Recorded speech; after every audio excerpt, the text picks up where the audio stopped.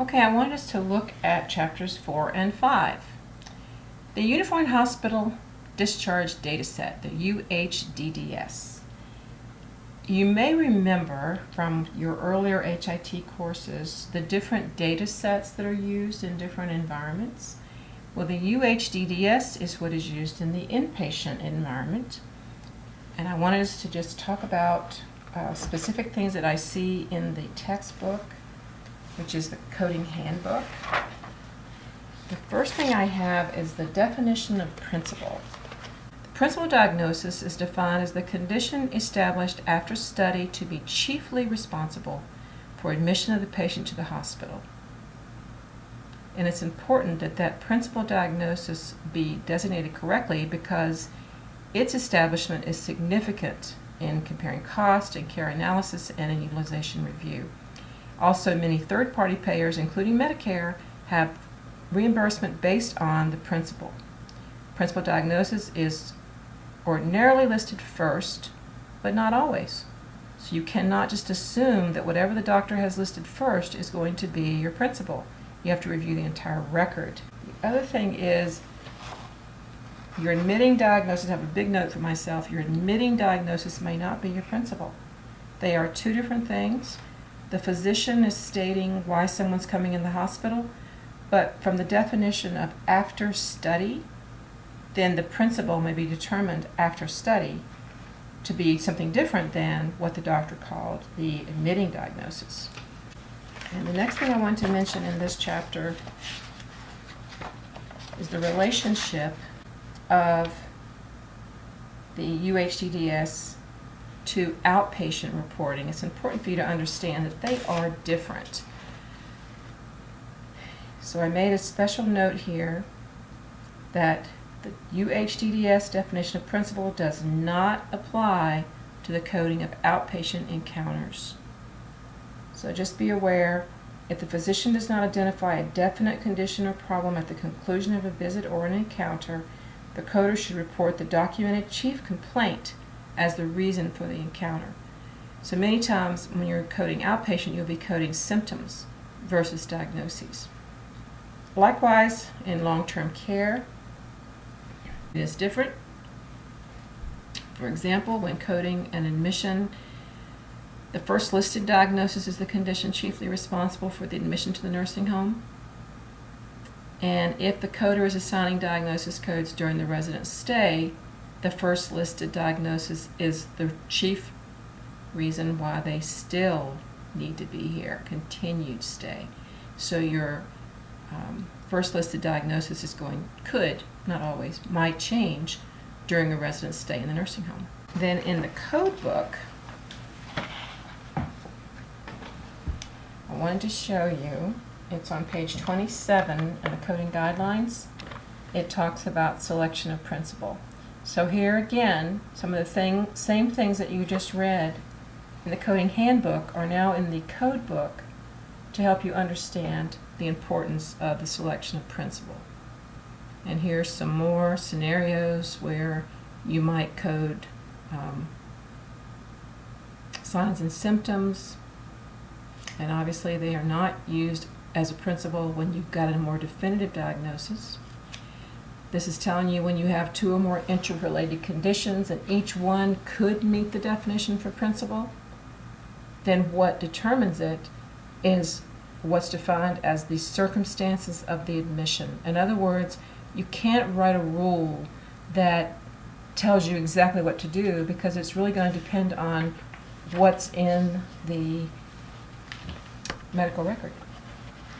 And up here in the corner, more definitions and examples. This is just like what's in the coding handbook, but it's in the code book, or two or more diagnoses that equally meet the definition. Circumstances of admission are going to determine what you're going to use. When you've got two or more comparative or contrasting conditions, okay, what are you going to do? Circumstances of the admission. So do you see the pattern here? You're going to always have to read the entire medical record before you're going to make a decision like that. You can't expect that a rule is going to necessarily always tell you what to do. And here's some more things on here. Symptoms followed by,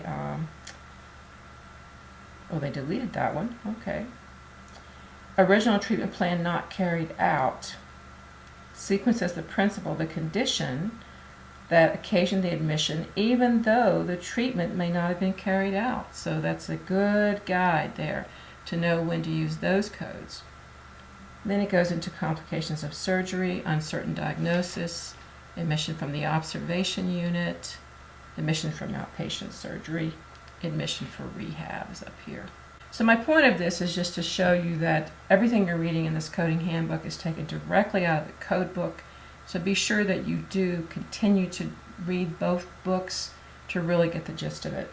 Section 3 in the code book is reporting additional diagnoses, which I have seen in the CCS study guide for the National Coding Credential.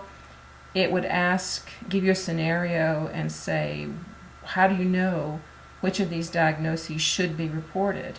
And the answer is if something was worked up, if treatment was given for it, a procedure was performed related to it, or it extended the hospital stay or needed more nursing, then yes, you would report that condition as a secondary diagnosis. So that's what this is referring to when it's telling you how do you know what to report. All right, and then for Chapter 5, back in your coding handbook, you may have seen, this is on page 43, where it talks about the contents of the medical record and how do you know what you can code from. And I wanted to make this distinction. I have it in pink here. You'll see often the terms obtaining the appropriate physician confirmation, after physician confirmation. As a coder, you really don't make a decision as to what to code. The doctor has told you what the medical record and the doctor's documentation in the medical record is what has told you what to code. Your job as the professional that you are is to know when it appears that there's some conflicting information in the record and you need for the doctor to clear that up. And typically it's the attending physician who's going to clear that up because he or she is the person, as it says here, ultimately responsible for the final diagnosis. So you will hear mention of a query. And a query, Q-U-E-R-Y, is a template, an electronic record that is sent to the physician that you basically are asking for clarification. You see this, and they don't go together. What do you want me to say? You never ask a query or a question in a leading way. In other words, you wouldn't say to the doctor, this looks like blood loss anemia to me, what do you think?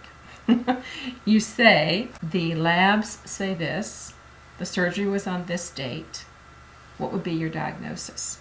Something like that.